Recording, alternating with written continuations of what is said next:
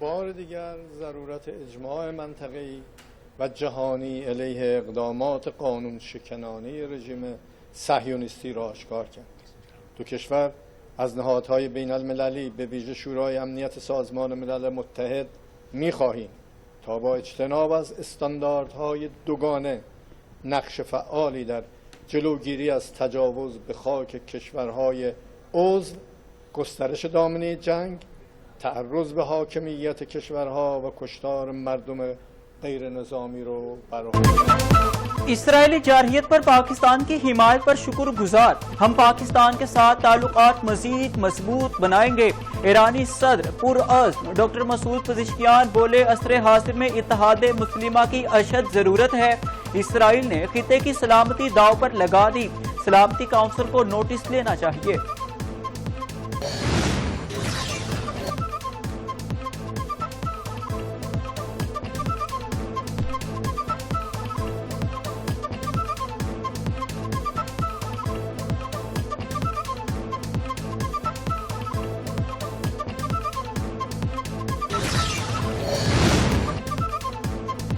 خیبر پختونخوا میں ایک بار پھر امن پر وار. بنوں میں پولیس چوکی فتح خیل پر دہشت گردوں کا بڑا حملہ.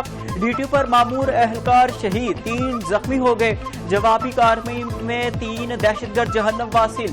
وفاقی وزیر داخلہ محسن نقوی کی شدید مذمت. شہید ہونے والوں کی قربانیاں کبھی فراموش نہیں کی جا سکتی. پاکستان کے معاشی اعشاریہ پھر بلندی کی طرف گامزن. تاجر برادری میں خوشی کی لہر. پاکستان کی سب سے بڑی آئل ریفائننگ کمپنی کا امریکی کمپنی سے معاہدہ طے پا گیا.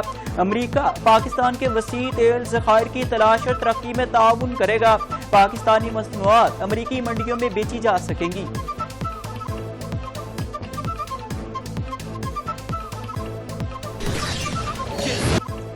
نیلم ویلی میں مارکہ حق اور جشن آزادی 2025 کی تقاریب کا شاندار آغاز.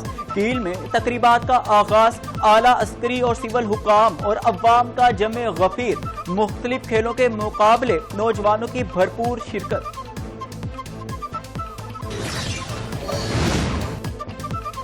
ملک کے بیشتر علاقوں میں بارشوں، تیز ہواؤں اور گرج چمک کے سلسلے کی پیشگوئی. لاہور میں تیز بارش، کئی علاقوں میں یالہ باری اور ہواؤں نے موسم تبدیل کر دیا.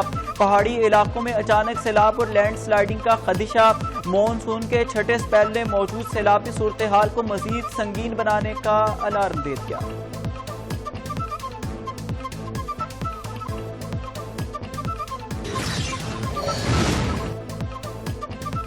ہارونہ آباد میں نہر میں شگاف پڑنے سے فورٹ عباس روڈ زیرآب. صوبائی وزیر ملک صہیب احمد بٹ کا نوٹس. ایس ای او ہائی وے سرکل بہاول نگر سے رپورٹ طلب کر لی.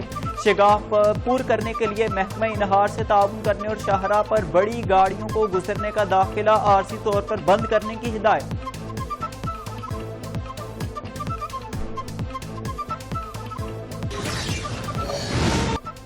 سیالکوٹ میں موبائل چوری کا شبہ بااثر ملزمان نے اپنی عدالت لگا لی. شہری پر بہیمانہ تشدد کیا. تشدد کی ویڈیو سوشل میڈیا پر وائرل ہوئی تو ڈی پی او فیصل شہزاد کا نوٹس. تشدد میں ملوث مرکزی ملزم گرفتار. دیگر کی گرفتاری کے لیے چھاپے جاری.